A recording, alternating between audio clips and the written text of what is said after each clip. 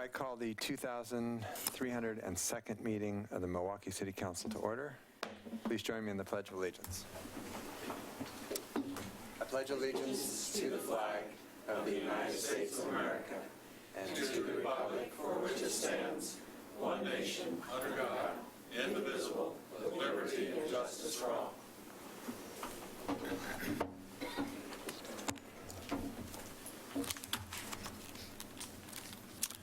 All righty. Our first item tonight is the Veterans Day Proclamation, which will be introduced by Mike and Jerry. You guys want to come up? Or?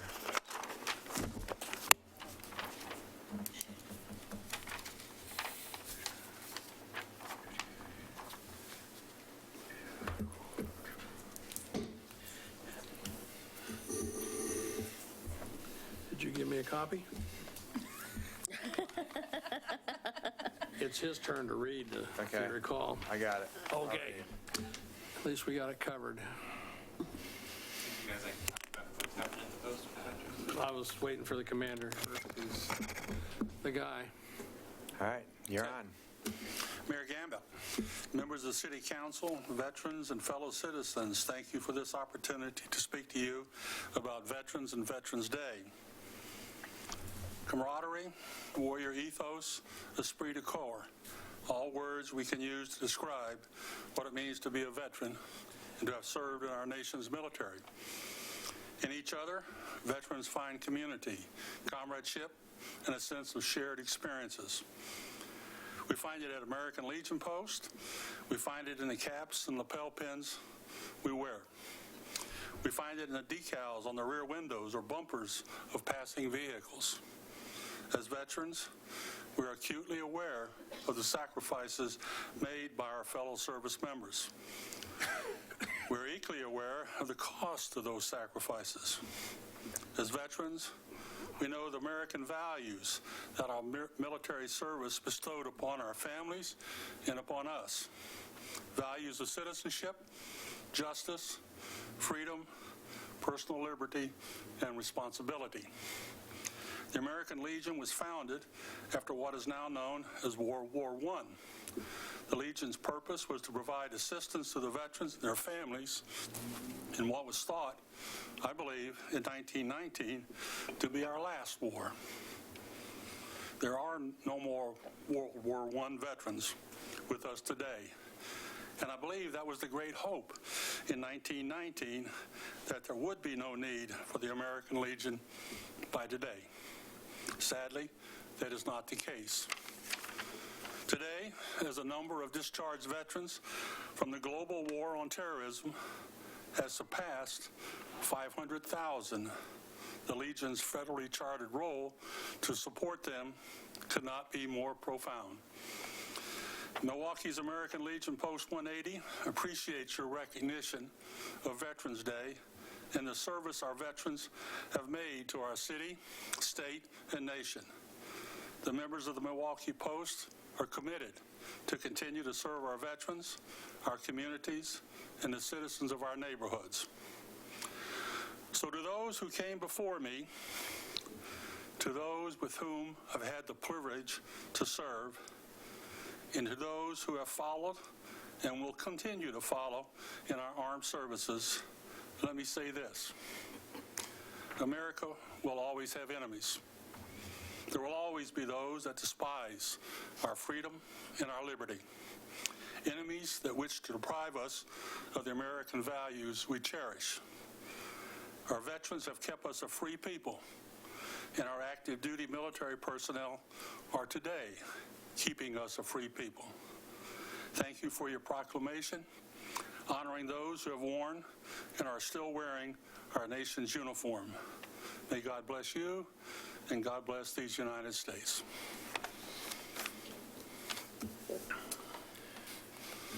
Whereas President Woodrow Wilson first proclaimed November 11th, 1919 as Armistice Day to mark the end of World War I, the war to end all wars. And whereas since 1919, the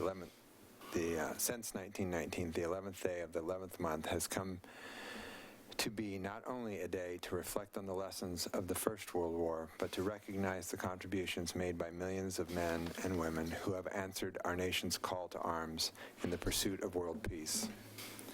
And whereas Veterans Day continues to bring communities together to honor military veterans and their legacy of selfless service and sacrifice, and whereas the City of Milwaukee has been proud to partner with the American Legion Post 180 and the Susan Lee Barlow chapter of the Daughters of the American Revolution to recognize and honor the veterans of the Vietnam War from our community who did not come home.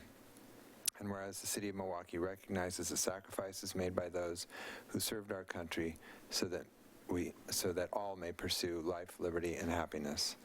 Now, therefore, I, Mark Gamba, Mayor of the City of Milwaukee, a municipal corporation in the County of Clackamas and the State of Oregon, do hereby proclaim November 11th, 2019 to be Veterans Day in the City of Milwaukee. Amen.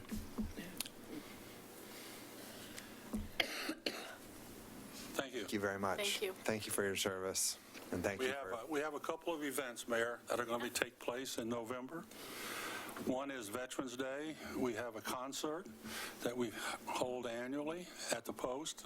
It's open to the public. You're free to come. It's put on by Musicians Post 185, which is a post composed of professional musicians. It's a very well-attended event. Some 50-plus musicians will be there. It's a great time from 3 to 5. You all are welcome to come. All the citizens of Milwaukee are welcome to come. On Thanksgiving Day, we also have a free Thanksgiving dinner for anyone to come. We open our doors to the community, to all the citizens in our neighborhoods, in the local area. We serve turkey. It's a full American Thanksgiving dinner. Everyone's welcome to come. Thank you. Thank you for doing that. Yeah, thank you. Thank you.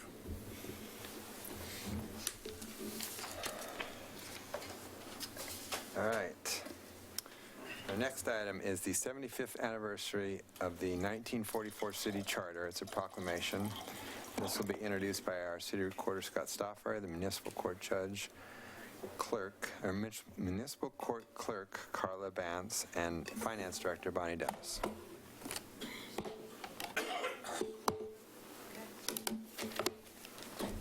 Or not. Okay.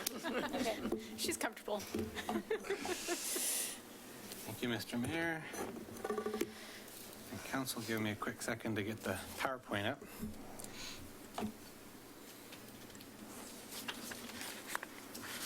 All right. Well, as the mayor said, we're here this evening to take a moment to mark a historic moment in our community's history that happened this week 75 years ago. It was the adoption of a city charter, which I appreciate isn't always the most exciting anniversary or work anniversary for some of us, but it's a big deal because it marked a new chapter that continues in our city's history. It marked not only the beginning of 2 new forms of government, but it also changed some of the professional staff that we have here at Milwaukee. So what are we talking about? We're talking about the city charter, which is the governing document that gives all government, local cities, their authority to be a city and to provide the services that we do. And of course, back in 1903 is when we were incorporated as a town, and we had an initial act of incorporation that acted as our city charter that was issued to us by the state legislature. And that was in place from 1903. There were some charter changes that came and went, but more or less it was the mayor-council form of government, which means those elected, your predecessors, were elected by the people and also oversaw day-to-day operations of the city. And when we were a smaller city, that was a pretty manageable task, but the people of Milwaukee, as was pointed out in some of the literature that we provided in the packet, by 1944 I decided that maybe we needed to review that. And so they, as pointed out in the articles, they took a year-long process, not unsimilar to what or not dissimilar, like the comp plan process, our planning commission was heavily involved, and there were community outreach, and there was fact-finding missions, and they went, I think the article said Hillsborough and Forest Grove were visited, who had adopted it. In the research for this, I discovered that that was sort of a thing that was happening a lot in the 1930s and 40s, the move to the manager-council form of government. It was sort of a newer thing, and Milwaukee, with some of those cities we've noted, were on the cutting edge of adopting this. So there was a case made, the Planning Commission heard it, and it was referred to voters. And I found we don't get a lot of election data from that long ago, just because the records aren't kept that well. But I found the election results to be particularly interesting, especially where the polling places were located, which is not something Oregonians are overly familiar with anymore, because you just go to our ballot boxes. But the article on the right there noted where the 5 precincts were, and they were at That was fascinating. the high school, and they were at the Rigdon residence, which everyone knows where that is, and City Hall, and the Minthorn Community Church, and then the administration building at Hillside Park. So that was interesting, and the voters approved the new charter by a whopping 618 to 374. All precincts voting for it. So that moved us to the mayor-council form. What that did is that moved us to the council-manager form of government, which means instead of the council, the electeds, doing the day-to-day operations, the council appoints a city manager to do that. And it also established a municipal court judge. Before that, we had, actually my predecessor as the city recorder had served as justice of the peace, and we had various versions of that. We worked with the county at that time as well, but, and I don't want to steal any of Carla's thunder on the court. I won't have to talk then. That's great. But it adopted council manager, established municipal court, changed some positions to appointed. Before that, we were electing our town marshal and our city recorder. Those positions became professionalized, and the button I'm wearing, and that red button, is a picture of Nell Martin, who was the legendary city recorder, who was the last elected in 1940, and then she was appointed in 1944 to continue serving as city recorder. She'd go on to serve until 1966, when she passed away while holding office, holding the position of city recorder, and she was known as Miss Milwaukee. So this just touches her biography a little bit, but any chance I can get to put Nell in there, I do. And interestingly enough, talking about annexations and the charting the growth of the city, this election also saw the annexation of Kellogg Park, which is largely what we consider the North Milwaukee Innovation Area now. So voters approved that too. So that was a big chunk that came in. So, in the 75 years since we adopted the city charter, there have been other charter changes. Interestingly, if you look at the front cover of our current city charter, it says, it shall be formally known as the Milwaukee City Charter of 1975. There have been a few minor changes to our charter since then, but in essence, our 1975's charter vote is what we have in effect. And none of the charter changes that have been adopted since 44 have changed our form of government. We still have the council manager form of government. So we've had 25 city managers. Our first city manager appointed early in 1945 was Lewis Kelsey. I don't have a picture of him, but there on the screen on the left is Leonard Mullen, who was a mayor and then went on to become city manager. There were actually 2 or 3 gentlemen who started off as mayor and then were quickly appointed city manager. Interestingly, and Leonard Mullen is featured at the top of our mayor's plaque here. His family, he owned what was called the car barn at the lot across the street from where we were, and he turned the car barn, which used to be where the trolley, when the electric interurban line still ran through town, that was one of the stops where the cars would be serviced. It was right across the street. He bought that after the line died in the 50s, turned it into Mullen's Mechanic Shop, which ... a few years later would be known as Olson Brothers Towing. So that family is descended from Mayor and City Manager Mullen. The gentleman on the right is Bob Dyer, who was city manager in the 60s. The gentleman top left there in the new picture, that is Paul Helton, who was city manager and city recorder in the 60s and early 70s, and he participated in some of at the shot of him wielding a barrel of something in one of the first Festival Days parades in the early 70s. And then the gentleman in color there, that's Dan Bartlett, who was city manager in the 90s. And then you may be familiar with those faces. And we've had 15 municipal court judges, ranging from the first one appointed in 45 was G.W. Thiessen, which I do believe is related to the Thiessen Road down south of here. We don't have a picture of him, but we have on the two gentlemen left of Mayor Mullen is Robert Morgan, who was our judge into the 80s and was appointed to the circuit court by Governor Goldschmidt at the time. And then the gentleman who followed Judge Morgan was Judge Gray, who was with us for a couple decades, 3 decades almost. 25 years. 25 years. Yeah. And then to our current judge, Kimberly Graves. And I'll let Carla do some talking. Okay. I think Scott covered most of it, but like he said, that Milwaukee's always had a formal judicial. You know, it was run by the city, you know, the town recorder and things like that he or she would do all the, taking care of all the ordinances and stuff. But then when the 1944 charter came through, it developed the whole municipal court. And then all of a sudden it opened it up to having a municipal court judge and setting down the rules for the judicial part of the city. And like Scott said, we have had, 14 judges since 2014. We've had 14 judges, which is kind of remarkable for the fact that we were doing this for 75 years, only 14 judges. And I've been lucky enough to work with 3 of them, which has been, in my 21 years here, has been really great. And I know I'm really excited about the fact that the actual municipal court's being recognized tonight. So I forgot to bring my copy with me, but we reproduced parts of the voter pamphlet that was out there, which is an interesting document anyway. There it is. This was what the cover actually looked like, and I have my 44 copy over there, but that's what the cover looked like. And then this was actually what I just geeked out as the election person. If you look, that's what the ballot looked like. And there's a lot of text, and I guess it's sort of clear that you circle or scratch. I don't know what you do, but there's a 500 and a 501. I mean, Probably just circle. you probably circled it, but and I guess at least there was a paper ballot to be traced back. Yeah. But anyway, that was what the actual people vote. That's the actual look like what the voters would get. And then this is just the excerpts below. One thing I thought was interesting was that was a time when they wrote in a male voice. So you would notice under the qualification to the city manager it says he. I left that in because it's verbatim what they were in there. And then there's some reprints of the articles. So anyway, It's no longer in there. it's no longer in there. It's not, just so we're clear. That came up in one of those charter changes since 44 that was removed.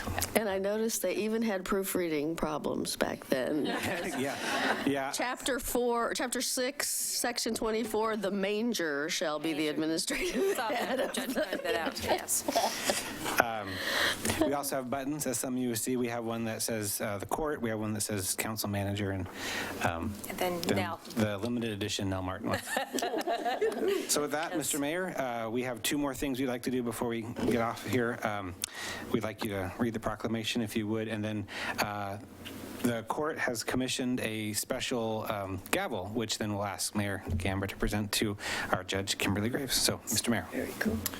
All right. Whereas on November 7th, 1944, Milwaukee voters forever altered the structure of their local government by approving sweeping changes to the city charter. And whereas the 1944 charter changes adopted the council manager form of government, which provided professional efficiency and accountability to city operations. And whereas the 1944 charter changes established the Milwaukee Municipal Court and Municipal Court Judge position, which brought a streamlined mechanism for the administering local enforcement of city ordinances. Whereas the 1944 charter changes encouraged the professionalism of the administrative role of the city recorder by making the position an appointed office. And whereas the changes approved by voters in 1944 brought decades of efficient governance and administration to all residents of Milwaukee and the greater North Clackamas County area. And whereas November 2019 marks the 75th anniversary of the 1944 charter changes, now therefore I, Mark Gamba, Mayor of the City of Milwaukee, a municipal corporation in the County of Clackamas and the State of Oregon, do hereby recognize the 75th anniversary of the adoption of the 1944 city charter change, which ushered in a modern era of efficient and accountable government in Milwaukee. Thank you. So with that, we'll... I think it's...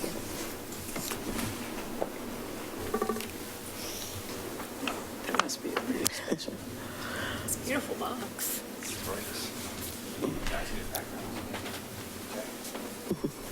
Oh, darn it. the wrong, I gotta go get my iPad. I put it in my backpack. You look very official.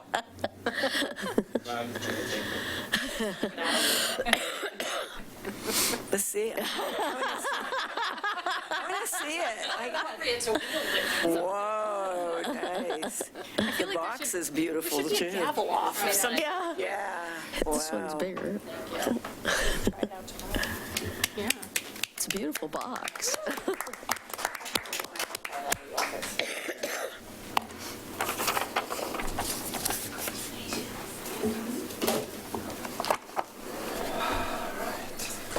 We'll just got to go grab her iPad. She'll be right back.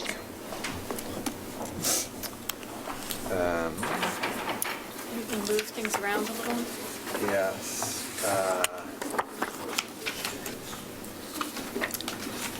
Are we trying to I'm going do? move things around. So I'm going to put some stuff in different orders here.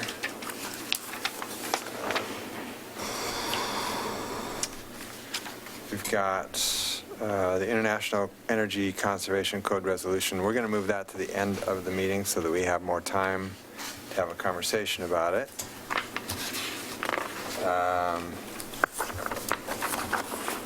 So we will do the consent agenda next. And then, the other things I'm going to There's that one. change Did you get is moving the Monroe Greenway and the Oak Grove Lake Oswego Bridge before the downtown transportation discussion. Yeah, let's move to the back. Oh, okay. You missed that part. Okay, sorry. I just wanted to make All sure. right. Just moving B and C above A, Yeah. So both, moving down. yeah, B and C above A. Yep. Great. All right. So audience participation. This is the part of the agenda during which council will... Don't we do consent agenda? Did I miss it? Yep. We all consented, yeah. apparently. Okay, tonight's consent agenda includes the minutes of the October 7th, 2019 work session, the October 1st, 2019 regular session, the October 8th, 2019 joint session, a resolution appointing Brittany McCon and John Brown to the tree board, a Oregon Liquor Control Commission application for Zappos Pizza located at 6115 Southeast King Road for off-premises sales. Does any member of council wish to remove an item from the consent agenda? No. I would entertain a motion to approve the consent agenda. So move. Second. It's been moved and seconded to approve the consent agenda. All those in favor? Aye. Opposed? None heard. It passes unanimously.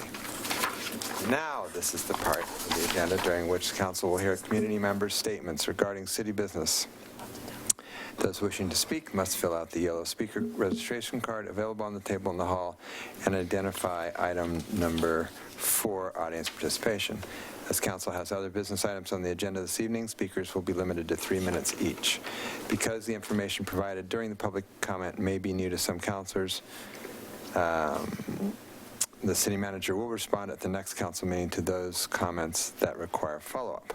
Before we begin, are there any follow-up reports from the October 15th audience participation visit? There are no comments, but I do believe that the speaker and I will be interacting during the meeting because I have an update specific to his concerns.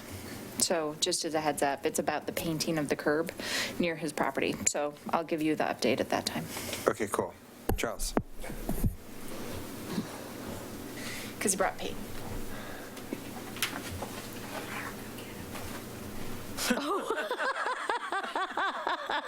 Okay, my name is Charles Mays, and I'm with Cambia Asparagus Vermicelli Tamales, located over here on the corner of Scott and Main. First of all, I want to let the city know and the city manager know that John, the parking enforcement manager, parking enforcement young man, he's doing a wonderful job, and once again, I hope he's getting paid well, and I hope that you give him a raise.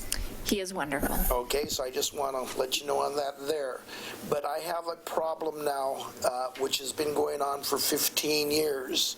They're on the corner of Scott and Main, and it didn't bother me until the other day when a senior citizen couple came into the restaurant to eat, and they came in from Canby, believe it or not, but they did, and they had a wonderful lunch with us. But after they got through eating their wonderful lunch, they got a ticket either for $60 or $80 for parking in a yellow spot. I took these pictures here to show you that this needs to be addressed so that they can be painted, because you see that there? That's what it is, and that's what it looks like as we speak. And I would think that with all the revenue that John is making for the city, that we could afford to buy a gallon of paint and paint that stripe right over there, because I find it sad that so many senior citizens, not only senior citizens, but I find the majority of them, they seem to park there and they get tickets. And so I bought today with me a gallon of paint and a paintbrush. I would like to leave these here. If nothing more, hopefully they'll make it to the Museum of Milwaukee, that I donated these to the city of Milwaukee so that we can think about the people that are visit us in the beautiful city of Milwaukee, and that we do have a heart that the city manager would take it upon herself, not the public works or whatever, but the city manager would take it above herself and the mayor, that they would paint this so that we can take care of these parkings. It's a shame is what it is. And when I see John giving the people out there, the visitors to Milwaukee, 3 to 5 tickets a day at $80 or $60 a pop, that's a lot of revenue, and I just don't see why we can't buy some paint and paint that. So if nothing more, please consider what I brought here today. And if nothing more, you got this for the Museum of Milwaukee, courtesy of Cambius Burgers from Casa de Tamales. So let your heart be your judge about what we're going to do with that yellow spot. Unfortunately, I've been notified that the paint's white, so it won't help me with the yellow paints. Oh, well, in regards to the yellow, Okay. I will make sure that you get a can of yellow. Thank you. I don't need a can of yellow. That we get a can of yellow. We're good. I brought got the that white covered. paint so that we can mix it to make any color that you'd like, blue, yellow, black, as long as that we can get that painted, or at least some better signage there. We're going to do one better. The signage is actually what's needed. So staff had originally planned on going down and painting, and so that was the intention. When they got down to the curb, they realized that it is just continually degrading at a rate that they can't keep up with. So It's been 15 years. Yes. I've spoken to the Public Works Director. He is working on signage for you. Ellie will be down to talk to you. You have a little sign about this size where it can be parked right there, put in front, not 10 feet up above, but this size, But anyway, I will leave these as a gift to the city of Milwaukee. If nothing more, put them in your museum and let people know that I gave these to you 100 years from now. Thanks, Thank you very Charles. much. Thank you, Charles. Charles. Is it typically paint, or do we use that thermo stuff? Yeah. So it's not, we don't need, yellow paint won't actually solve this problem. Correct. But that is, and it has been an ongoing issue, and so Peter and staff have talked, and they have found a sign design that will help. So he Then- will work on it tomorrow. Okay, cool. All right. Thank you. Anybody else? No, okay.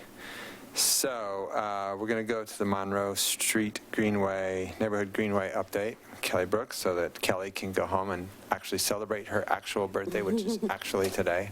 Oh. Happy birthday. Ready? Thanks for moving things around so I can go. This will be quick. Kelly Brooks, Assistant City Manager, and I just want to give you a quick update on where we are with the Monroe Greenway grant application with Metro. So, and a lot of this will just be peppered with thank yous. So we had a hearing, and a lot of our citizens came out, and Councilor Beatty came at the end of September at Metro to show our support for the project. It went really well. We had more people than anyone else, and we certainly had more elected official firepower than everybody else. So thank you very much for being there. We have gone through the technical ranking at Clackamas County. and that went well. And then we had our wonderful team of Mayor Gamba and Councilor Heisey participating in the C4 Metro Subcommittee discussion that happened on October 16th. And out of that conversation, we actually ended up being ranked as the #1 priority project out of the C4 Metro Subcommittee, which is great. I wasn't actually there. You weren't there? Okay, so Kathy didn't go because I think it was Kathy's birthday. Yes, it was. Oh, yeah, happy late birthday. So Kathy wasn't there because it was her birthday, but she was there in spirit. And and I think Councilor Parks, Mayor Gamba, and Councilor Heisey were all wonderful advocates at the League of Oregon Cities Conference, talking with folks. So thank you for all that work. The next step for us is the full C4 committee. That's on Thursday. Steve Adams is going to be giving our very quick presentation. What I believe will transpire there is that right now our technical rankings, if you don't consider the political input that we're getting from our coordinating committee, still has West Lynn as a project that scores better than the Monroe project. And this is where I want to specifically thank our wonderful partner in the region, Mayor Russ Axelrod. Because West Lynn is honoring that promise and commitment that they made during the last round of RUFA when the city of Milwaukee said, okay, Highway 43, you can go this round, but next time we're going to go.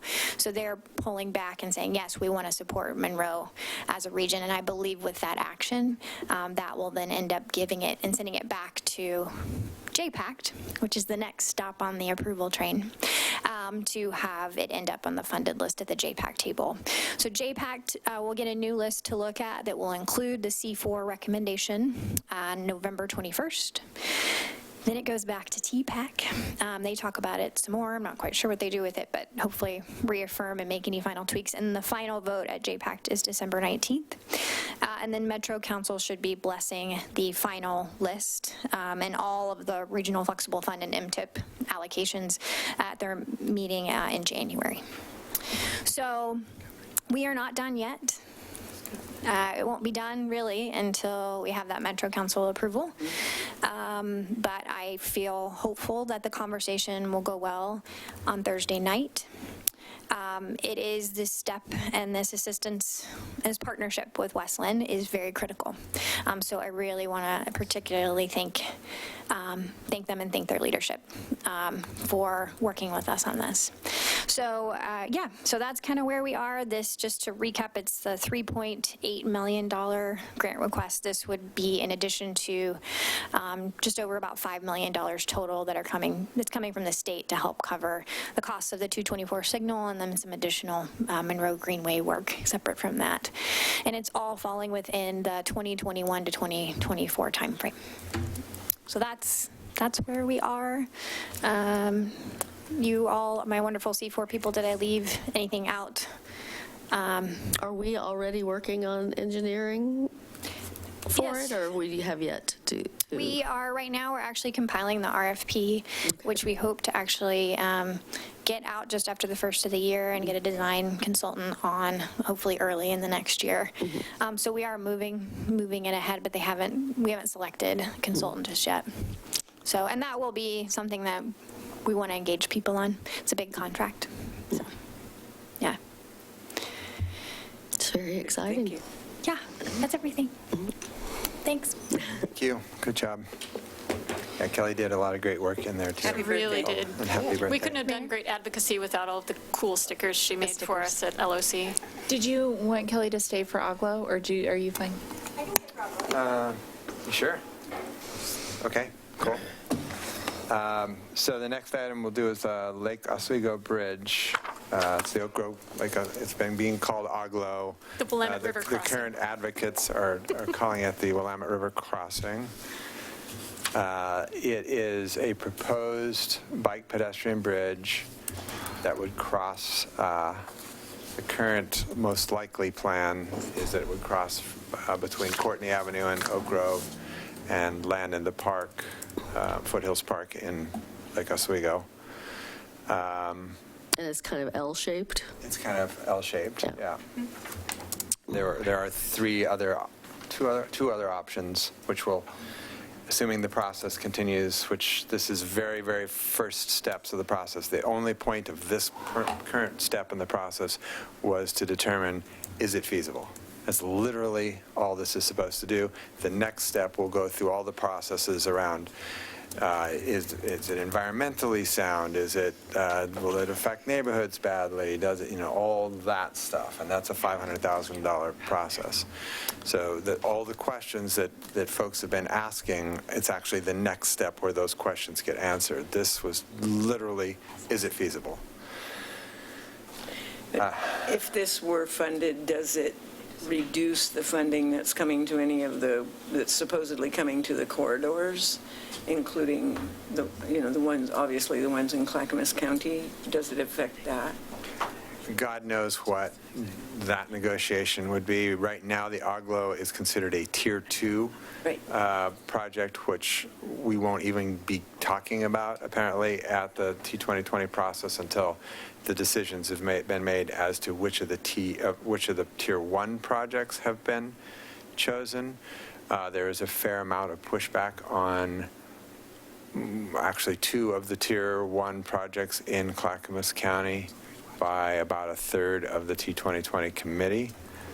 But none of that has anything to do as to whether that there's going to be money left to not. be funding the Oglo. Well, is the $500,000 for the next study, I mean, that's money that they have already. That's not that's independent of any bond measure, right? That's got nothing to do with T2020. And it's not money that would otherwise be spent filling potholes or other It's literally public transportation works. planning money. That's all it can be used for. Right. It's all metro money, or is there some county money, or I believe it's all metro money? Okay. Yeah, I'm not 1,000% on that. And so the 3 different alternate plans are still being considered? They have to be, because when you go to... And do they all displace housing in the unincorporated None of them displace area? housing, not one of these processes. So there's been a great deal of Misinformation? spread out by people who were literally hired by 1 or 2 wealthy households in Lake Oswego to kill this project. The main proponent, the main person who's working against it doesn't even live in Lake Oswego anymore. She lives in the Pearl District, but she's the one that killed the trolley project, so they thought she would be good at killing this. So the misinformation includes that it's going to take houses. It will take no houses. Matter of fact, there is not even any footings in any private property proposed. It's proposed either to be in right-of-way that it currently exists, however, people are using it as their private property. It is not their private property. Or in public property, being the Oak Grove Sanitary Districts. It would edge into a little piece that's right now just landscaped. It's not, they're not using it for anything in particular. So there is no takings in any of the 3 proposals. One of the other proposals would create a off-grade crossing of 43 on the Lake Oswego side. That's the more expensive of the 3 proposals. There is a version in there that includes transit that is pretty roundly It's disliked by almost everyone. Yeah. Super expensive. But that is still being studied? I thought something I read said that had been ruled out. Well, Clackamas County by decree has ruled it out, but I don't think they get the decree. Oh, okay. Like that. Okay. I don't think it was never intended to put transit on it now. The concept was that in 20 years or whenever we would need transit there. Because right now TriMet's saying, if you build a bridge, I will not put transit on it. So it is just meant to not waste, because it's not that much more expensive, relatively speaking. Building a bike ped bridge is, depending on which of the 3 modes and which designs and blah, blah, blah, it's around a $32 million, $36 million project. If you add transit to it, it's a $50 or $60 million project. So it's not 10 times more as has been spread around. It is more. And it's a lot scarier to the people who don't want a bridge. So I'm not personally pushing the transit portion of this. And all three versions that are currently under consideration do allow for emergency vehicle access. Correct. Yeah. Which I think is pretty important because virtually, I mean, there will probably be 3 bridges left. If the earthquake were to happen the day after we finish this bridge, there would probably be about 3 bridges in the metro region that you could get an ambulance across. Would you go to the next? I'm not sure what you have next lined up. That's the regional bike network. Keep going. Okay. So, can you zoom in on the Lake-Os? Yep. We go, well, no. Okay. So, this is hard to read, but essentially, the only 2, I mean, you guys know this area, the only 2 crossings for a bicycle in this region are Selwood Bridge or the Arch Bridge, right? Which is about 11-mile spread. If you cross the Selwood Bridge, trying to get to Lake Oswego is very difficult. Your only safe option is to ride a bike up over the cemetery, which is very steep, wind back, switchbacked road, which closes at night, by the way, and then down through neighborhoods and through, depending on where you're going, one of the college campuses and all these crazy routes just to get anywhere.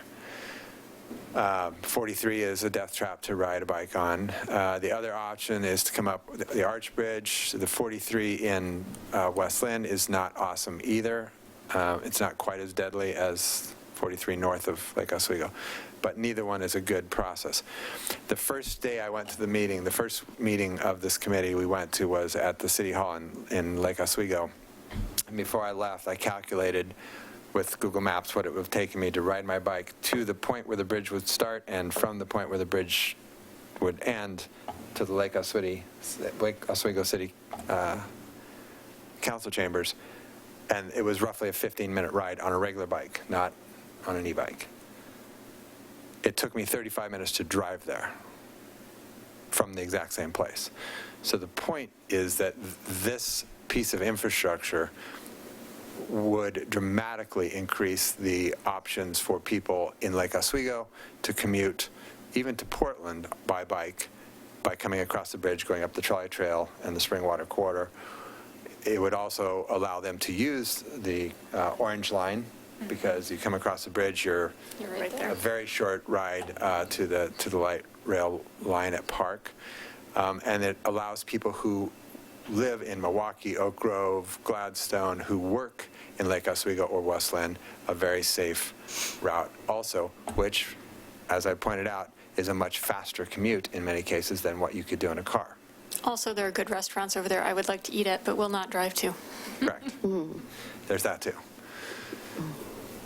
So it is regionally, I can't think of another single piece of infrastructure that would so dramatically, go to the next map, the heat map one, that. That one? So this is what it looks like without the bridge, what a bicyclist in Lake Oswego can access, right? Because it gets you up there to Selwood in its lengths of time. And now do it with the bridge, it's the next version. I don't understand how to read that map. So yellow, I can't read the 1 times, minute but it's a is 1 minute yellow. ride, a 2 Oh, minute how many ride, miles? or a Okay. mile ride, Got it. whatever it is. Okay. So that's with With a bridge. the bridge. It completely shifts, and you could do it both directions, right? You could do it thinking about it on this side. But it is, I mean, you guys know that I try and ride my bike to virtually every meeting I go to. The only one every month that I absolutely do not ride my bike to is the Metro Mayor's Consortium, because it's in Tualatin, and there literally is no good route. So this piece of infrastructure would dramatically change bike ped access in Clackamas County for people on both sides of the river. the point we're at now is to say, is it feasible to build a bridge there? The answer to that question is yes, it's feasible to build a bridge there. So there shouldn't be happening, there is happening right now, but it's because wealthy people are raising a stink and certain political entities are not immune to that. Well, and it's also worthy to remember that this is part of the transportation plan for the county and has been for near 20 years to have a bridge crossing somewhere in that stretch.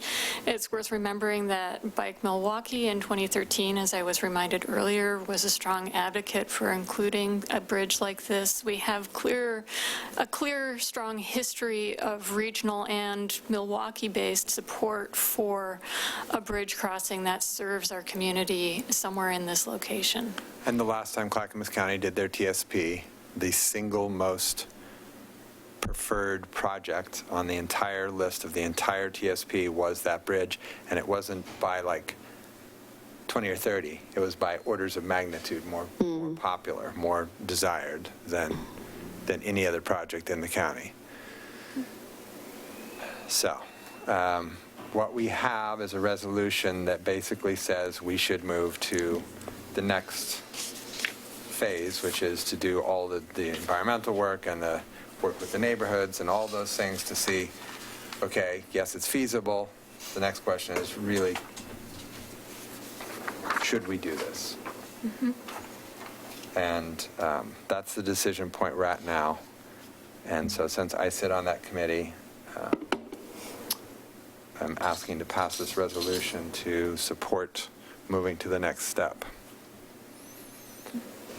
So I'm generally supportive. I do think, and this is a conversation we had a couple years ago, but it was before Councilor Heisey was on the council. I do think when we cite to things that are not in the record, we need to be providing each other with that as support for the resolution. So there were two things in here that I have not seen. One is this reference to the local investment team study that ranked it as higher than any other proposal in the county. And the other one is the scientific polling. So those are things where, They didn't actually give us the polling, they just read the results at the last, I don't know if they read them at the technical committee meeting, but at our... The October 25th meeting, they did read it. Yeah.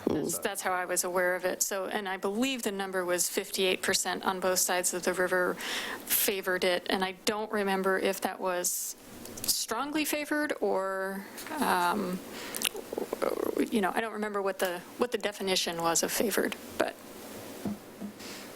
Okay. And can you talk about this local investment team? That's the people who went around and did the bus tours and looked at all the projects, is that right?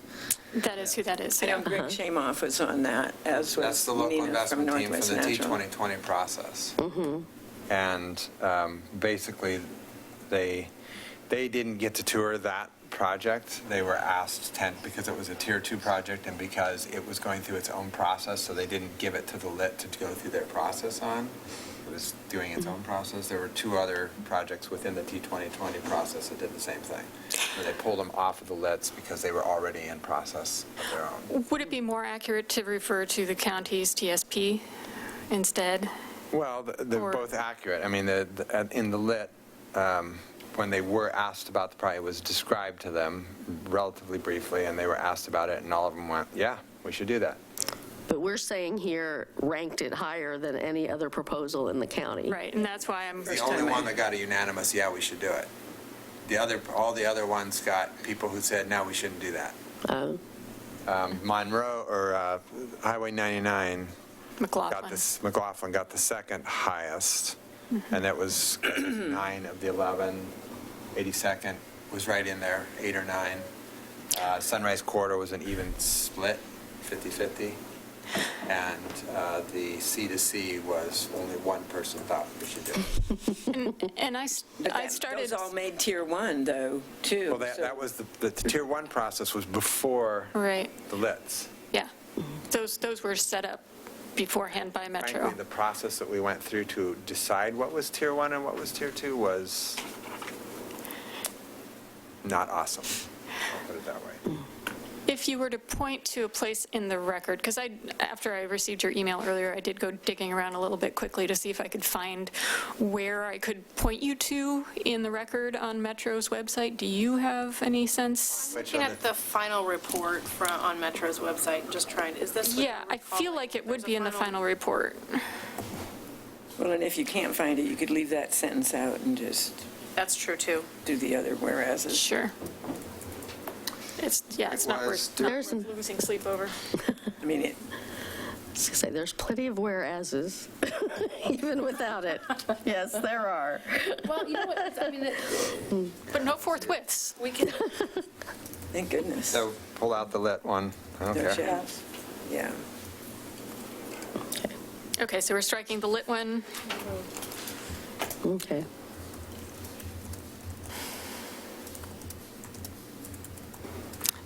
Do you also want to strike the polling one? I mean, I'm confident that's somewhere in the record, and we're not making that. It is on the Willamette River Crossing website says something very vague about polling, but says it like 2/3, 2-to-1 poll, it polled. Yeah, so 2-to-1, positive basically. 2-to-1. I think 58% was strongly preferred.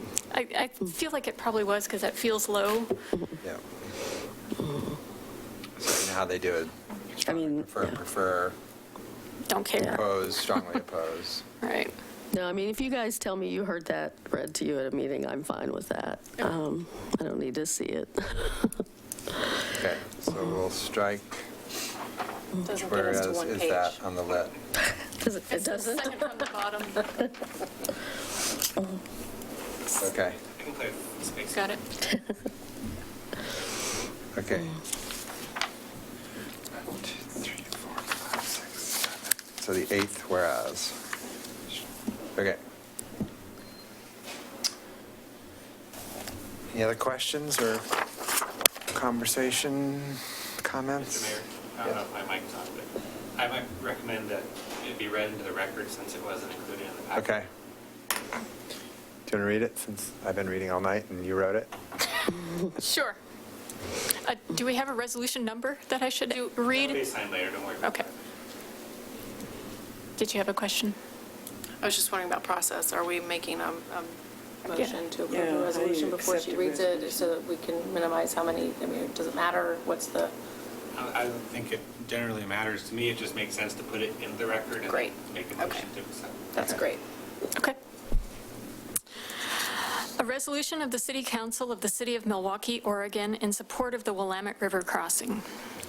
Whereas Milwaukee residents believe the climate crisis is real and that transformation of our transportation options and habits are a key component of reducing the region's climate impacts.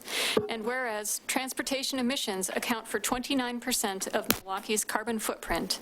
And whereas via our climate action plan, Milwaukee has committed to becoming a carbon neutral city by 2050. And whereas a bike and pedestrian bridge connection between the east and west sides of the Willamette River would provide a more efficient and low-carbon way for many of our residents to cross the river, and whereas the need for an additional crossing of the Willamette River between Oregon City and Selwood was identified in an exhaustive transportation planning study 20 years ago, and whereas an improved regional active transportation network contributes directly to Milwaukee's vision of an entirely equitable, delightfully livable, and completely sustainable community, and whereas a bike pedestrian crossing of the Willamette River is a critical piece of disaster preparedness for our region, as the vast majority of our local bridges will collapse in a major earthquake, and this bridge would accommodate emergency vehicles. And whereas scientific polling showed strong support for the bridge on both sides of the river. Now, therefore, the Milwaukee City Council is in full support of the continued study of a Willamette River crossing and believes it deserves serious consideration as part of Metro's T2020 transportation bond package. For too long, the cities and neighborhoods that line the Willamette River have been united by our love of its green spaces and natural beauty, yet divided by the river itself. The economic, social, and environmental benefits of building this connection are too great to ignore. As a region, we must take bold action on the climate crisis, and the Willamette River crossing provides a notable opportunity to put people and planet first. All right, very good. I would entertain a motion. I'll move to approve a resolution of the City Council of the City of Milwaukee, Oregon, in support of the Willamette River crossing. I'll second. It has been moved and seconded to approve a resolution of the City Council of the City of Milwaukee, Oregon, in support of the Willamette River crossing. Any further discussion? All those in favor? Aye. Opposed? None heard. It passes unanimously. I will just add as a footnote that today my headlines were filled with 11,000 scientists coming together to declare that we need to get serious about a climate emergency.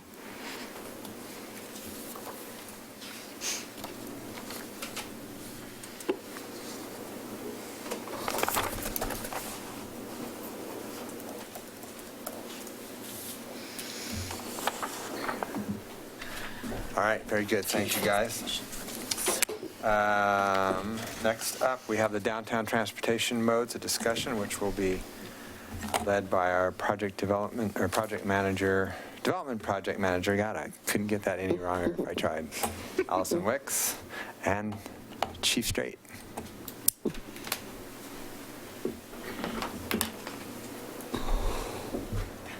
Good evening, Mayor, Council. Good evening, Mayor, Councilors. I'm Allison Wicks. I'm the new Development Project Manager. I don't know if you need to give your title for the record.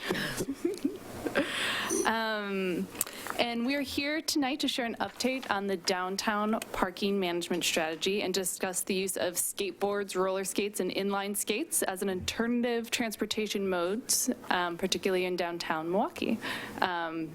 Just going to add that I think that our conversations about the Willamette River crossing and parking loading zones were great lead-ins for our conversation tonight. Overall, we're looking for council to provide direction on any code changes regarding the use of skateboards, roller skates, and inline skates.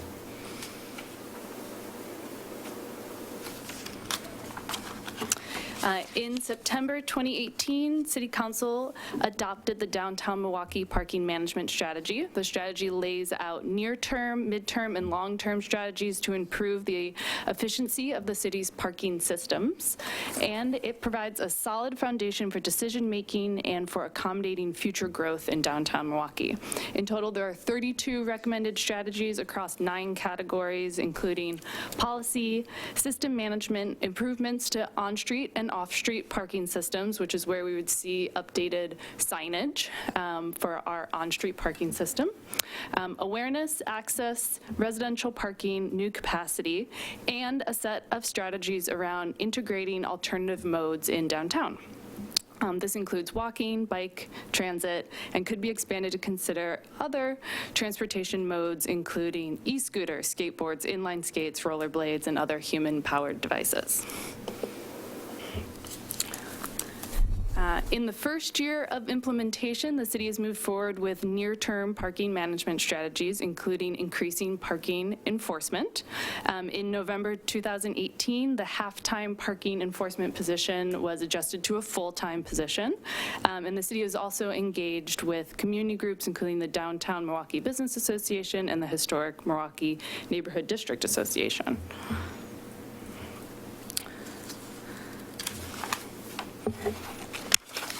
And as you heard earlier, and we hear fairly frequently, the downtown businesses love John.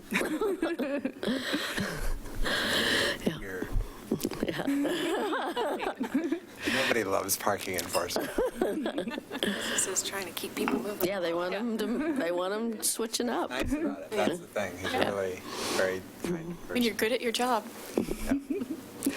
Moving forward, the next steps for implementing the downtown Milwaukee parking management strategy include having a discussion with council to review the city's role in managing on-street and off-street parking, convening a downtown parking working group, continuing an annual data collection on parking utilization, and then today, having a discussion with council on the role of alternative or active transportation modes. In recent years, the city has invested in initiatives that highlight and encourage walking, biking, transit, and other alternative transportation modes, with everything from the Orange Line Max to the 2018 Climate Action Plan.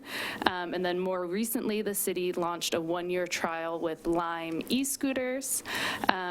The Safe Access for Everyone, or SAFE program, improves safety for people walking and biking, and is building a network focused on alternative modes. The Kronberg multi-use path, and then also this is a photo from the Carefree Car Free Sunday event. Where are her knee pads? Wearing a helmet. At least she is wearing a helmet, at least. Today, Milwaukee Municipal Code 1044070 for roller skates, skateboards, and inline skate states that no person shall ride roller skates, skateboards, or inline skates within any commercial or industrial zones.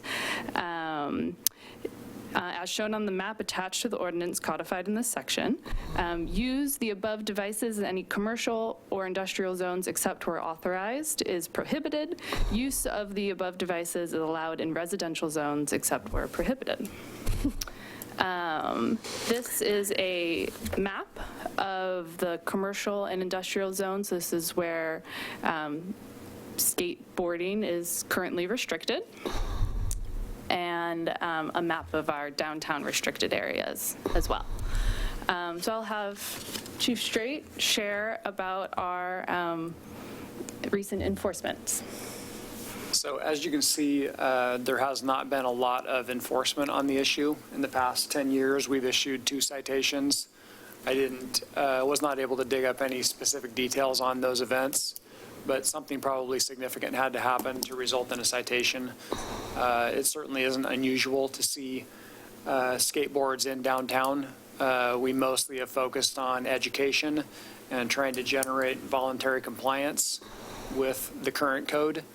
And there have been times when part of that policy was handing out a copy of the code and explaining the exclusion areas and maybe the original thought behind that code.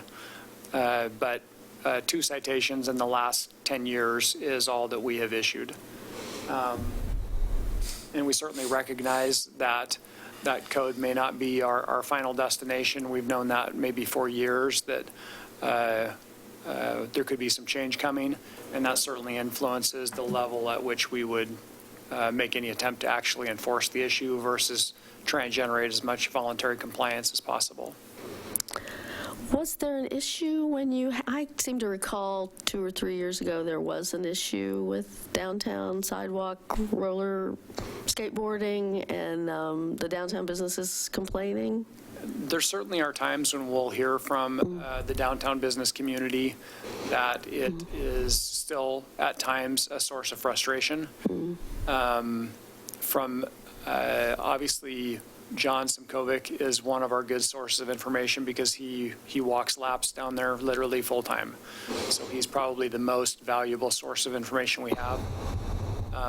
He says that he would estimate that maybe he sees 20 people using skateboards a day in Milwaukee now, and that with the vast majority of those, it doesn't result in a problem, but that there are some occasions, just like with any other form of transportation, when someone is being either less respectful or less safe, and we will hear about some of those instances too. That's not a daily occurrence or even necessarily a weekly occurrence, but we will still hear about instances where someone was on a sidewalk with a skateboard or a bike, and that is an area of concern for the businesses. And the concern they've expressed is obviously that someone can be exiting one of their businesses, and someone on a skateboard or bike that isn't being particularly safe or courteous could accidentally hit them, and it could result in injury and or liability.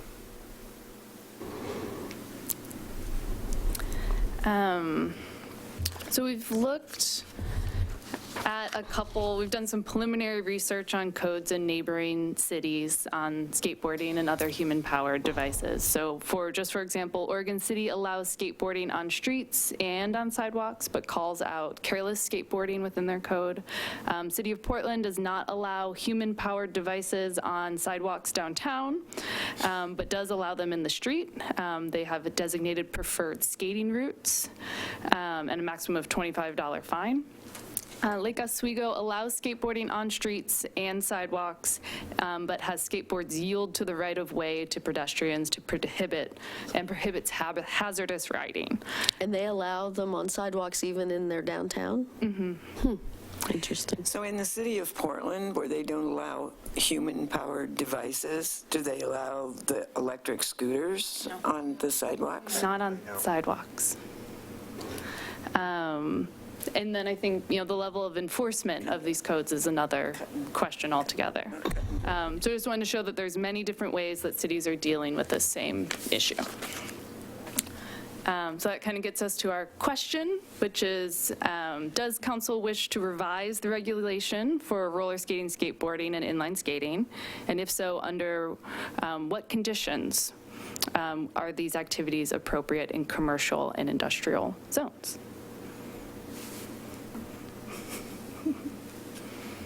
My answer to the first question is yes. I think that we should revise. It's a big blanket exclusion over entire zones. I love the idea of regulating the safe operation of them. Clearly, other cities are doing that. Mm-hmm. Yeah, I think allowing them in the bike lanes and in the street, I have no problem with that. I do have some concerns about allowing them on sidewalks, especially downtown, because our sidewalks are relatively narrow. We have, trees. We have people who want to put out tables for restaurants. If you're we already have the Lime scooters, and whether they're impeding, the way they're being parked is impeding our ramps and stuff, and so I'm a little concerned about allowing it on sidewalks in downtown, but I think allowing it in the industrial areas and in the bike lanes makes perfect sense to me. Yeah, I'm fine with them on the streets. I don't want them on the sidewalks. Well, and I'm fine with looking at specific areas where we would want to exclude them from the sidewalks. I have actually a little bit more concern about some of the different areas, the different commercial areas where it wouldn't be safe for someone to be in skates on even the bike lanes in those areas that are less traveled, because if you tried to ride a skateboard in a bike lane, in some of our areas, you might find yourself falling down quite often because of the amount of debris. And the only safe place to operate them might be a sidewalk. Yeah, that's a good point. So. Well, and right now, the map has the trolley trail through Island Station being an off-limits place for... Oh, really? Oh, yeah, well, that's true. And the same in MIA. Yeah, that would... There are huge areas where we should... Yeah, where we need to look at. Yeah, I think both Oregon City and Lake Oswego's codes, we haven't seen the full codes, but those concepts made a lot of sense. I mean, there's a big difference between our downtown streets and Portland's downtown streets, where there's a lot of people on the sidewalks, as opposed to ours, where there's, occasionally a person or two or three. For now. And we can change the law again when we become Manhattan. But until that point, I think the way they're dealing with it, which is to say, ride safely. And if you don't ride safely, you can get a ticket. That's straightforward. Yeah, I think that puts the onus on us to have a lot more enforcement than we do. And in downtown, I would really not be for allowing them on the sidewalks. Downtown, though, includes all the way up to the elementary school where there is no bike lane. Well, we can draw what downtown is. We can draw a map of what we think is the right area. Yeah, I don't necessarily have that in my head, but I'm thinking 21st Main and the cross. I'm totally open to however we draw the map and any of those answers. I just want to protect the time of the police department by saying the likelihood that they're going to spend a substantial amount of time doing enforcement is probably slim. But we shouldn't write code that we're not going to enforce, right? Don't we tell ourselves that all the time? And he does. We have people. Let's get it right. Sure. And I will tell you, when I was first elected, I went on a ride-along with an officer who's now retired, but she took me through the, she took me through Milwaukee High School campus to specifically look at places where there were skateboarding issues on railings of the school and everything else. And I've had damage of my own in my own yard from the neighborhood skateboarders, deciding to use the driveway ramp as a ramp and, fly into my flower beds and stuff. So, I mean, I know there's transportation, people who are using it for transportation, and that's one thing. And there's people who are skateboarding for fun and thrills, and that's another, And I think that's, yeah. Well, and that certainly could be written into the code, that it's a form of transportation if you use it as such. If you're doing damage to people's property, that's not okay. And that's Again, but, yeah. Well, it's the same thing. I mean, just saying, so the argument that you're using cuts both ways, right? If you say, okay, you can't ride on the sidewalk, but then we're going to have our police officers focused on having somebody on the sidewalk all the time. But if it says you can't ride on the sidewalk, and then the downtown business owners know that, and they can tell you that. If it becomes a judgment call about what's, proper skating and skateboarding or not on the sidewalk, then we really only have police enforcement to do it, because nobody else can do that. Well, nobody else can enforce our laws anyway. No, but they can. The downtown business people can certainly remind people of what they are. I mean, I'm sure they do that in other instances too. And that's one of the things that in my years of working with downtowns, that's one of the things that they do. They help kind of take care of things like that. And also in my past experience, having skateboarders on the sidewalk is one of the things that they definitely speak out about. I mean, I guess I'd take a step back and ask, what are we trying to achieve here? We're trying to encourage active transportation, and we're trying to make sure that we aren't penalizing a form of active transportation unnecessarily. So if we're trying for safety. And we're interested in safety, and we want to support our downtown businesses. Right. So I want to put the safety question in perspective, because this always comes up like the number one form of death in America is death by somebody being run into by a skateboard. Actually, the number two form of death in America is being run into by a car, and yet we let those people drive wherever the heck they want. I mean, obviously, they have rules that they're supposed to follow, but they don't follow the rules, and our officers end up ticketing them when they see them. But people run stop signs, people do all kinds of things in cars. Those are 3,000-pound, 2,000-pound vehicles going far faster than a skateboarder, and particularly some little teenager that weighs, 95 pounds soaking wet.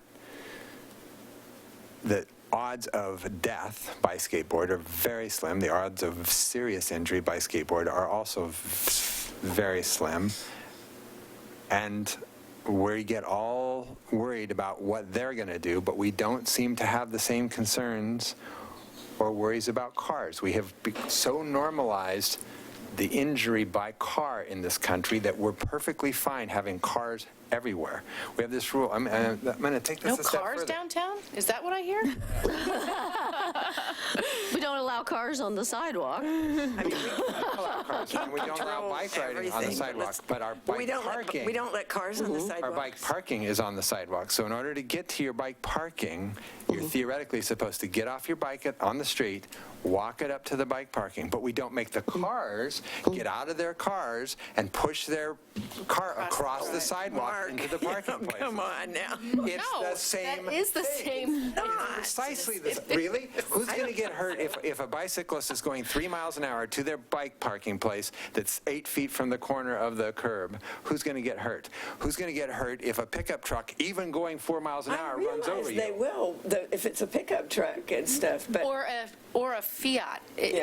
You can get killed by an electric tiny little car. My point is crossing a sidewalk. My point is the same. We get just ask all people upset to be about reasonable. people's... But we're not talking about this tonight. We get But all we're trying upset to about- build a pedestrian-friendly, attractive downtown, and it runs counter to that to start allowing devices on the sidewalk. So I'm I think, and this was discussed during the visioning, I'm trying to create a city where I would feel comfortable having my kids, assuming I still had little kids, skateboard, if that's how their mode of transportation was, down to the candy shop to get candy and come back. I wouldn't be as comfortable with them on the streets, because you know what's on the streets? Cars. Who aren't paying attention, by and large. So, I mean, our downtown has stops at every corner. and how so long ago was it a little old lady got run over like 5 feet from a stop sign by a professional driver? So people in cars do not pay attention. They don't have any skin in the I think game. that's way too general of a comment. I'm sorry, but that's way too general of a comment. Let's do statistics then. How many people have been killed by cars that were people who were riding a bike or walking? Well, I don't think cars in this city, and how many have been killed? How many pedestrians have been killed by skateboarders in this city? Well, we don't allow them, so not anybody. Not allowed them in the whole city. I'm giving you the entire city to pull data. But I mean, to me, I think that's a false dichotomy. It's not about being killed. Nobody's going to claim that a skateboarder running into somebody coming out of a shop is going to kill them. But there are people who can be hurt, especially people who are less abled, who are maybe elderly or less sure on their feet, or just more prone to what happens when they fall, does more damage to them for whatever physical reason. I don't think anybody's claiming, somebody's going to be killed by a skateboarder. I have to say, too, that, I'm all in favor of, let's make for more modes, so let's have them downtown or in the, wherever. But it also worries me personally, concerns that automobiles, myself included, might not see them and they'd back up into them and they'd hurt them, so everybody has a right to use the roads, and so doesn't it make more sense to at least say, yeah, let's have them on the roads, and let's have something let's look at what Oregon City does in the first place. Let's look at Oregon City, because their downtown is a lot more like ours than Lake Oswego's or any place else. Busier than ours. It's the only area that I can think of offhand their lot? that it was reckless. Reckless behavior. Reckless behavior. They're allowed on sidewalks and streets, but they call out careless skateboarding. They have a pretty detailed definition of what that is. And do you know how long that's been the law? I do not know how long. That would be interesting to know. And do you know whether they have dedicated police walking a beat downtown? I do not. Yeah, because, boy, that would be... I can't tell you how often they have police specifically assigned to walk a beat down there. They're pretty aggressive about the parking, so I imagine they have a parking guy that's Yeah, they have parking. Right, but can a parking guy enforce skateboarding? Can we write it so that the parking guy can enforce skateboarding? Well, the parking person, their job description is not to, right now, there's exclusively a parking enforcement officer. This would be a municipal code. And the parking enforcement officer doesn't currently do any stops of people. So that is a significant difference. So that would be unlikely the way it's structured right now. It would still require a police officer to stop a person. Police officers pass through downtown all the time. Does he have radio contact with you guys? Yes. Yeah. So he could call one in? Yes. I think it'd be really interesting to, as Wilda suggested, as Councilor Parks suggested. I don't care. To do a little more looking into how things work in Oregon City and get a sense for how long, so that we have an understanding of how. And I think reach out to our businesses and let them know we're having this conversation. Yeah. Absolutely. Yeah. And reach out to all the kids who skateboard and let them know we're having I'm fine with that, too. Sure, that's fine. Yeah. No, we really should. I see a lot of what I assume are high school age students. I don't see too much rollerblading, but I see kids coming off of the Max or, down, and they're carrying their skateboard and they're obeying the rule, and they're going to skate when they get to whatever point, but. yeah. Well, and it's not just teenagers. I mean, skateboarding in particular is a mode of transit that's used by everyone, 5 years older than I am to teenagers and preteens. It's 5 years older than you, but you're young. You don't seem my age out there. We're the ones driving those cars. We have to be careful. Do you have? So I'm saying what I've heard is it sounds like everyone's pretty okay with streets, that you want a little more research around different options for sidewalks and maybe continue that conversation. Have conversations with our business association, the skateboard advocates, or I know there's one skateboard shop in the city of Milwaukee. That's probably a good place to start. You'll find advocates at the high school and also Bike Milwaukee because there was quite a push for a skateboard park. That's right. So. And to kind of keep the enforcement perspective in mind as we're suggesting code changes. And as a part of the downtown parking strategy, there'll be additional kind of packages of code changes so we can kind of talk about also the timing of bringing something back. And the map, think about the map, what makes sense as how we would map it, Yeah. Because, it makes no sense for the trolley trail or 17th Avenue or the Kronberg Park path, Main Street up through NMIA. If we were mapping, then certainly just exclusively the downtown core area would be the area where it makes sense to protect sidewalks more. And obviously, to one degree or another, we always infuse some common sense in the language. It's hard to create black and white language that fits every scenario that happens out there. And it is challenging to figure out how we share these spaces in a way that works for everyone and gets us as much support as possible. But we try to use a lot of common sense in the way we enforce stuff now. So regardless of the exact language, there still is going to be a common sense aspect of it also. So if we're looking at young kids and or someone crossed a small section of sidewalk, we're not enforcing in any black and white manner on these issues now. We certainly wouldn't necessarily expect to in the future, but trying to find that happy medium that works as much as possible for everyone so that we're sharing those spaces in a way that we really maximize them would be the goal. Cool. Yep, sounds great. Okay. Thank you. Okay, good, thank you. Thanks.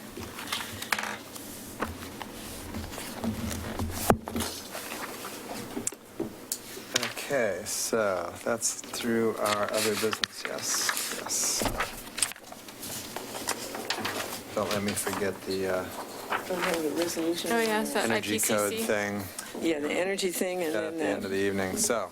public records code. Right, that's what we're on now. Yeah. Public Records Code Update, Ordinance and Resolution. This will be introduced by our city recorder, Scott.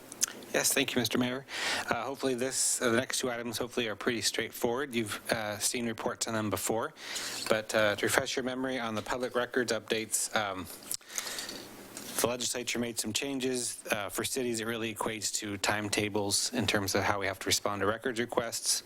No real concern about how we do that in practice, but to update our code and policy, I proposed a number of changes to that update, and let's do some general updates. So that's the package I presented, that staff's presented to you this evening.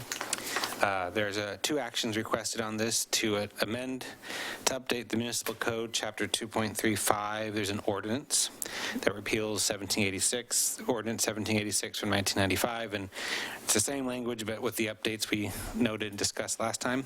And then the second action requested is adoption of a resolution which then just adopts the policy 600.2, which reflects the same changes. So, yeah. So why do we need policy 600.2?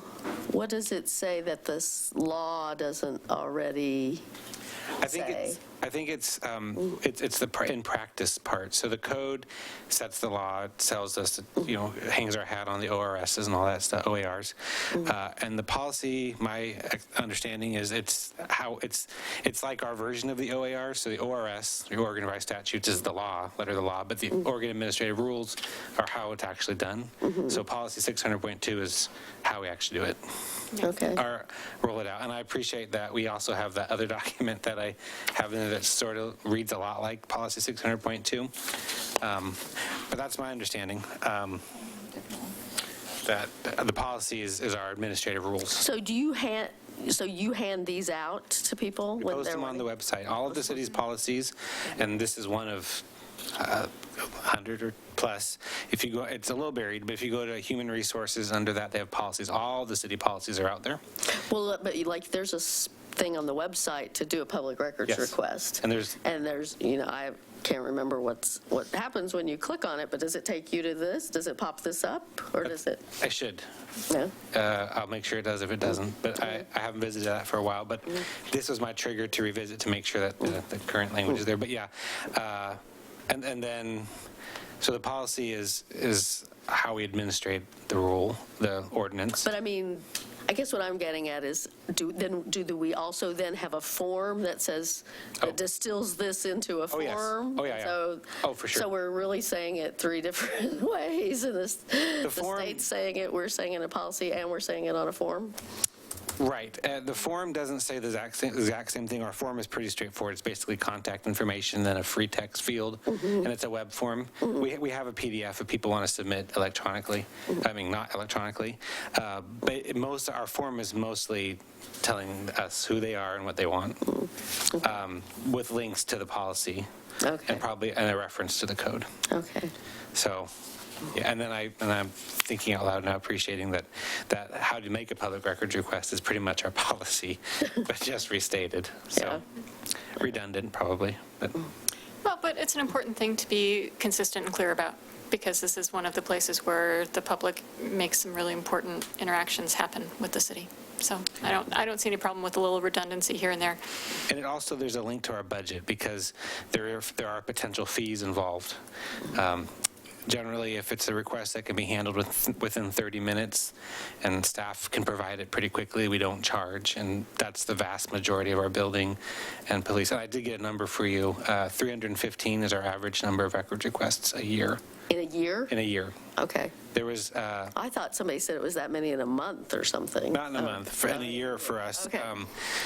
And that's steadily gone up. And I anecdotally feel like when you get your budget for this next year, that's where we put all those fun facts. I feel like it's going to go up. I feel like in the last 6 to 9 months, we've had an uptick in police reports and building requests and just other stuff that comes up. So I don't know what factors ebb and flow records requests, but certainly a lot of building activity will generate more stuff. But yeah, can't forget if I may have lost a train of thought there. But anyway, Any other questions? Entertain a motion. and just for the visual, this was 2014. We get to see the green cover. 2019.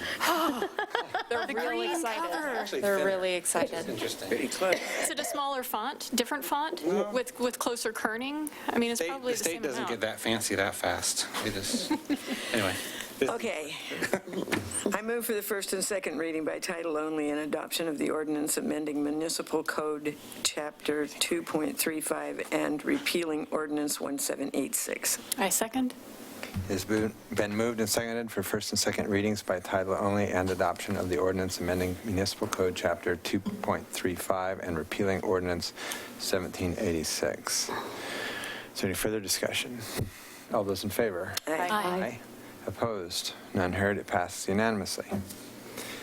Okay,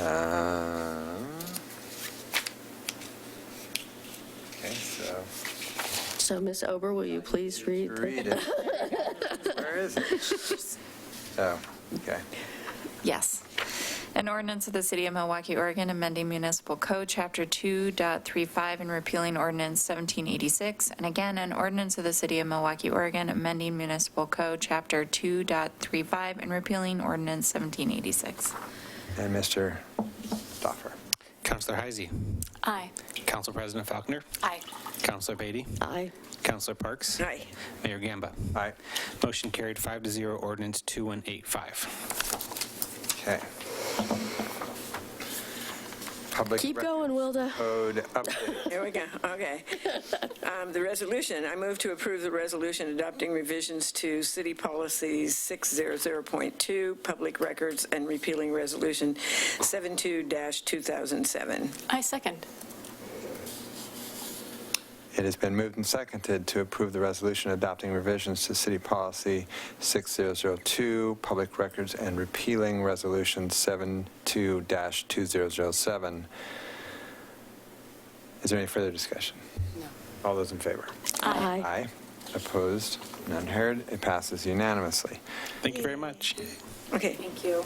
Okay, so board and committee youth members program a resolution. This will also be presented by Scott Stoffer.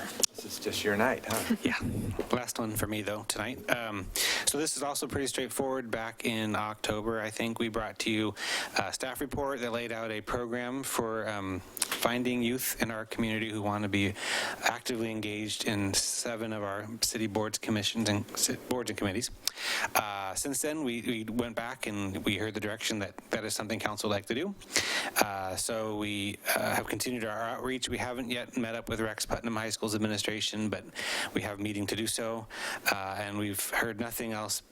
We've talked to library staff. They're very interested in helping us recruit those populations that maybe don't fall into the high school range. So moving full steam ahead, this resolution presented to you just gives us the formal approval to go ahead and do it. We've got an application form, as you saw. If you have any comments on that, that's a draft working. Happy to take comments and keep rolling on it. Yeah. So I had just one comment. Do we want to ask them if they're a registered voter in Milwaukee? I mean, these are going to be 15 to 18 years old, right? The only registered voters would be 18, Yep. Right. so we can, but it would only apply if they're over that age. Why no? I mean, so it's like, it's not It's going on to apply there. to... It's on there. Should we Oh, take you it want it off? off? So I'm suggesting that it doesn't need to be on there. I think that's a very good idea, because I think that those types of questions, if you run into that in an application and you think and you're a high schooler, you think, oh, I might. You're I must not be disqualified. I must not be Right, qualified. yeah, I think it, Okay. yeah. Agreed. Changed. Cool. I would also, on the descriptions of the boards and committees, I would do something a little more in-depth on those to give them a better sense, because I read through that and I didn't. Do we think they're going to be applying on paper copies or online more? I mean, if it's online, you can just link to the Link it. page for each Right. of those, where there are probably longer prefer anyhow. descriptions. That's true. 90% of, oh, no, almost all of our board and commission applications are online, so there would be links. And this is a population that's going to have a few more transportation barriers, so it's probably going to be closer to 98%. Yeah. Yeah. So yeah, links so we then can to link- each of the committees. So on these where they're highlighted, is that a link that would actually go to that? So they're already linked? I believe so. My online version of this Oh. timed out on me. Yeah, Looks like those are linked. yes, it They does. should be. It I does. believe that's Okay, how. cool. It does. Oh, yeah, I built see. It does. I could have Yep. touched it and seen, I'm sorry. Yeah, no, that's great. No, go back. I don't want you there. Yeah. Right. We're not approving this application. Right, and so if you have Yeah, any this is just an feedback. example. Provide other feedback. I mean, I think we've done other things with sort of open questions for other committees that I thought were great. Yeah, and we built on the visioning process application, and we pulled all the Happy Valley, Beaverton, Tigard, all those applications. This was sort of a mashup. Cool. The best parts only of those cities' applications. So So, yeah, we can make, if you have any other comments, we can tweak it. Okay, cool. Great. Super exciting. Yes, it is. I love This is- this program. You can, but I want to make a quick comment. I mean, I got to talk about this concept with a bunch of people at LOC and actually Oregon Summit for some strange reason. And people were really, thought it was super cool that we were allowing kids to be voting members of sitting committees. They were like, that's next level. Not just standalone advisory on Yeah. Well, youth or issues. What do you think Youth about City this? Council, they Yeah. come in, they give their I think- reports, you yeah. go, nice job, Yeah. pat on the head. I think and they this go away. has- It doesn't matter. Yeah, no, I think this is way more, maybe. I think it has a lot more power than just having a youth advisory board. To me, it seems like it. 'Cause Well, you and got we've- people actually making decisions. Yeah, and we've met With the adults. so many great high schoolers Oh, yeah. that I have every confidence that we'll have really great contributions to our committees from whoever joins. I think so, too. The one issue that was sort of a conundrum that we spun in circles about that I might mention, it's in the staff report, the quorum concerns. We kind of settled that we'll revisit it. Yeah. I thought that was good. No, and I think Yeah. that's righteous, yeah. So the same rules that apply for our adult members, and the Board of Code of Conduct that you adopted last year has the, I think it's a 3-meeting policy in there. So we'll ask them to abide by the same rules, and Yeah. Yeah. we'll revisit it then. Were we thinking that we would excuse them for the summer? There was a proposal, apparently the city of Wilsonville excuses their youth members for whatever council board, whatever they have. They exempt them during the summer. Yeah, but a And- lot of kids stay around Yeah, in the I just summer. don't feel I like we think it'll want- be- A lot of Yeah. adults go on vacation in the summer, too. Yeah, Right. so you got adult I members was that just don't worried about attend, too. quorums in the summer. If we start having a problem, we'll come back. Yep. Okay. Yeah. None of this is code at the moment. it'll work out. We're proceeding with a resolution, and the plan is in 2021, maybe to review the timeline, we're going to recruit from as soon as this is adopted until January, February. We'll schedule our usual interview process. Hopefully, we can maybe find like a Saturday morning or something to bring them all in and just knock out as many as we can. Get them appointed in March so that their terms begin April 1. So they'll serve April 1 to March 31. And then in early 2021, we'll come back and say, yay, let's put this in the code. Cool. And make any tweaks we need. So that's the plan. Sounds good. Great. All right, then I would entertain a motion. I move to approve the resolution initiating a board and committee youth members pilot program. Second. Moved and seconded and thirded to approve the resolution initiating a board and committee youth members pilot program. Is there any further discussion? All those in favor? Aye. Aye. Opposed? None heard. It passes unanimously. Thank you very much. Thank you. Good job. So, back now to International Energy Conservation Code resolution. So as I understand it, there were questions and things. Yeah. it Questions was- and things. Yeah, again, there were just things I had yeah. And so we got a little bit of background from Councilor Heisey today, but I guess some of the things in it just still, like, our jurisdiction should fully participate. All of our jurisdictions eligible ICC votes cast shall be. It's way up in the beginning. I remember that. So I guess, I mean, some of those emails that she sent talked about fire district and housing and things that maybe are part of the city in some cities, but are not part of the city here. So, I think we have 4 votes, don't we? We have, thank you, we do. We have 4 votes, and we know, I mean, I guess I can disclose that. I don't know why it wouldn't be public. Our building codes person, Public Works, and our community development director. Those are the 3 places where those 4 votes live. So it's yet another person on one of those staffs, that's the 4th? Yeah, it's in the building code department. So But we're working with those individuals. And we did talk to the staff who are not typically involved as much in the climate work, but do have the building component of their actions. And all of them are supportive of this moving forward. They felt like this would be their vote anyway. So they felt like it was kind of a no-brainer to them, as this is council's goal, and this is the direction that the city's been going. So do you understand what the big picture premise is, right? Yeah, just moving the codes to higher, yeah, I mean, there was the Higher energy efficiency. higher energy efficiency, sure. But there's just all kinds of sort of, I don't know, not normal English terminology in here, like, and things that we weren't given links to, right? So what is the IECC voting guide, and what is the, blah, blah, blah. But I guess the email we got sort of and what Councilor Heisey just said sort of clarified what our jurisdiction's eligible ICC votes mean. That was my biggest question when I read this. Who is that? How is that determined? Who determines that? Yeah. Well, and for people watching on the news, if it hasn't become clear tonight, the group is actually the group that writes the building code, United States Building Code. So this is the same body that works with all of our traditional regular building codes. The state then adopts a building code from the ICC, and they choose which year that they're going to adopt the code. So in some states where you have less focus on energy or focus on improving the building standards, they adopt a later code and then they sit on it. Oregon's pretty good. They usually are better about adopting the code, but this is a chance for us actually to impact the energy code that's coming out next, which will be a big deal.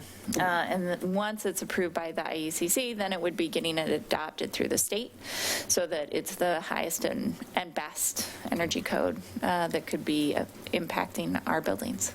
And because our building energy usage is a big part of our carbon footprint, that's why it rose to the level of let's do a resolution and let's provide a little direction as council to staff to just make sure that it's on their radar that this is an opportunity for us to really influence some outcomes that are important to our climate action plan. And because buildings will be standing for 50 to 100 years, that whatever energy efficiency they're built at will remain for 50 to 100 years, with some exceptions of things you can do to increase efficiency. But by and large, if it's a poor envelope, it's going to have poor efficiency no matter what you do.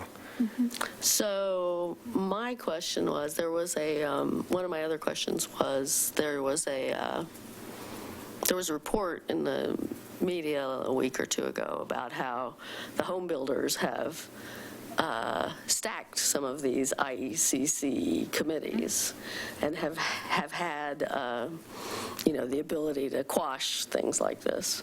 That doesn't mean we don't do the right thing. No.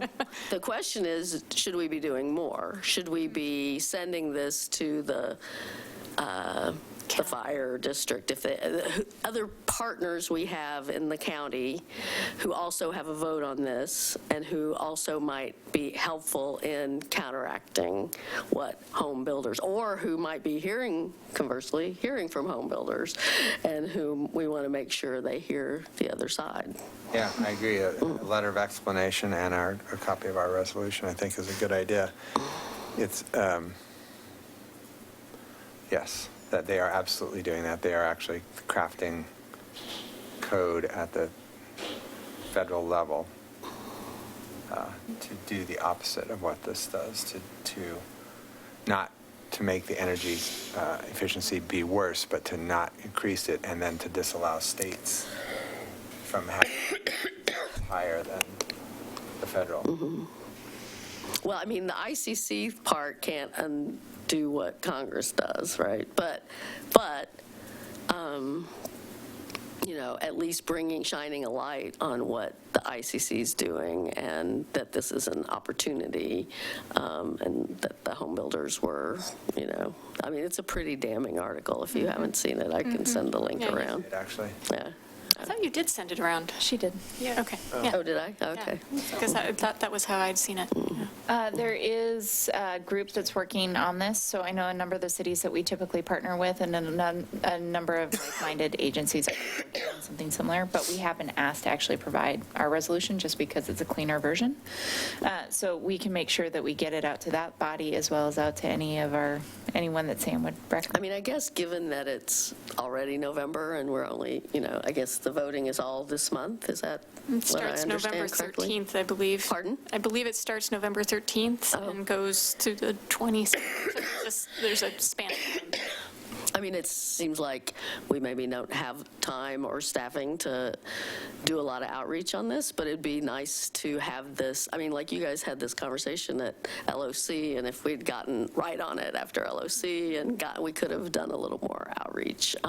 So it'd be good to try and have Natalie or whoever the appropriate person is keeping tabs on the next cycle of this so that we can be more proactive. Well, and there's another step that we'll be bringing soon-ish. December, Supposed to hear about in December. yeah. Okay. That will maybe be another solution to the same problem. So Natalie will send this out tomorrow, just a copy of the resolution, and just letting them know that you all wanted to make sure that it got passed along and see if anybody has any questions. Sounds good. All righty. So I would entertain a motion. Did we pass this? We didn't pass this yet. I've lost track. I kind of have too, but we have. I would make a motion that we adopt the resolution of the City Council of the City of Milwaukee, Oregon to support city's climate, energy, and fiscal goals by voting in unity for a more efficient 2021 International Energy Conservation Code. You guys have really got to stop me from writing those. I'll second. It has been moved and seconded to approve the resolution and to support city's climate, energy, and fiscal goals by voting in unity for a more efficient 2021 International Energy Conservation Code. Is there any further discussion? All those in favor? Aye. Aye. Opposed? None heard. It passes unanimously. Thank you. Okay. I think down to you. Yes. Mayor, just because we're going into executive, Scott wanted to talk a little bit about words and verbiage. Just to say that council expressed interest in returning to executive session, and its staff's recommendation that instead of adjourning the current regular session, you recess the regular session so that you leave yourself the option to return to regular session following executive session. Thank you. So you'll need that same language that you had during the work. Got it. So when you're prepared, I don't know if you want to do announcements first or whatever order that is, but we recommend you recess the regular so we can return to it. Okay, we will do reports first. Explore independent and assisted living communities, in-home care, and many other resources for quality life enhancement at a housing and senior services fair at the Milwaukee Center on Thursday, November 7th from 10 a.m. to noon. For more information, call 503-653-8100. The city is once again hosting free leaf drop sessions for anyone who lives in Milwaukee's city limits.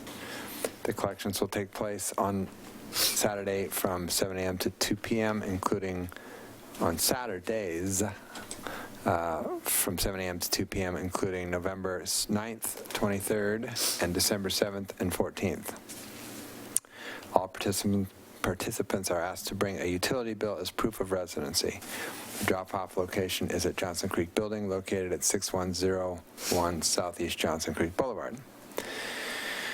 Come out and volunteer to remove invasive species from Minthorn Springs on Saturday, November 9th from 10 a.m. to 12 p.m., sponsored by the Friends of Minthorn Springs and the Wetland Conservancy.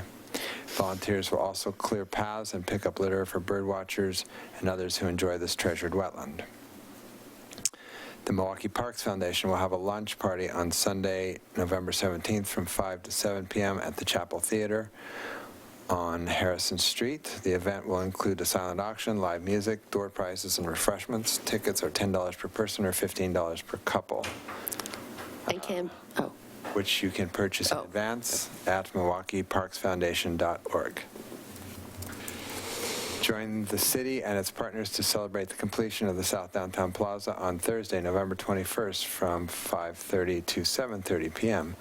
This mini festival will feature live performances, games, vendors, and more. There will also be an opportunity to learn about the Coho Point at Kellogg Creek Development Project. And there's fire. True, there's fire. There's fire? Yeah, there's fire. There's fire. Okay. Like a fire pit. There's fire twirling thing. Oh, really? Yeah, there's going to be baton, it's going to be a lot of fun. The expression on her. I did get to be the one to tell our risk manager that there was fire. She was less excited. But in general, there's also free beer and free food, and it's I'm going to sure be she loved the Good, beer and Free fire. and fire. Awesome. Who else did Justin? Justin loved that combination too. So, but it's going to be a great night. Throwing in there. It's just a warm up for December. It's going to be Throwing great. in some- Actually, it is going to be great, and it's going to be an incredible event, and I encourage everybody in the community to come out. Super cool. All righty then. See, they didn't say anything about free beer in here. The Farmers Market will once again host a special Thanksgiving market on Sunday, November 24th from 9:30 a.m. to 2 p.m. If you would like to learn more about land use planning in Milwaukee, please attend a December 4th Planning 101 session at City Hall from 6:30 to 8 p.m. The class is free, and anyone interested is welcome to attend. Be sure to save the date for this year's umbrella parade and tree lighting on Saturday, December 7th. The parade participants are asked to convene on South Main Street at 3:45 p.m. The parade marches at 4:15, and the tree will be lit at 5 p.m.-ish. For more information about each of the events mentioned, please visit the city's homepage at www.milwaukee.oregon.gov. So was the ish referring to the time or to the fact that the tree will light or not? It is going to be amazing. They actually already turned it on once, and I saw it. It looks lovely. We Every have- year we test it. Every year it's going to work for sure. Every year it does. This year, we discovered that the energy use on the building is about 1/10 of what it used to be, so it's also not going to blow the breaker of the building, which is a big deal. So we did have LED lights in the past. We have them now. We're not sure exactly what caused the malfunction in the past, but we should be okay. Cool beans. It wouldn't be a Milwaukee umbrella parade, though. If the tree worked. The lights didn't have That's them on. true. I think that's why people come to see what happens here. That's why I come. This year it's going to catch on fire or something. No. Because we'll have the twirling fire And baton. it's a different Rotary, they're event. still using its tree's nickname. All right. So, in a moment, we will recess the session as we go into executive session. Upon adjournment of the regular session, council will meet in executive session pursuant to Oregon Revised Statute ORS 192.660(2H) to consult with counsel concerning legal rights and duties regarding current litigation or litigation likely to be filed. So with that, we are recessed and we are going into executive session. Thank you.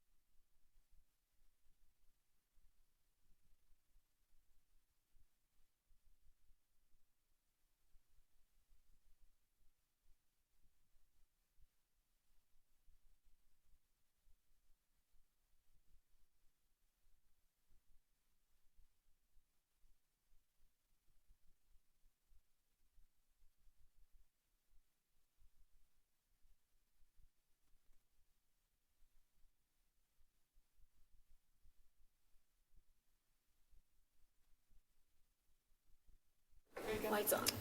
Although just voted to disengage from the Willamette River crossing process 5-2. We're on the air.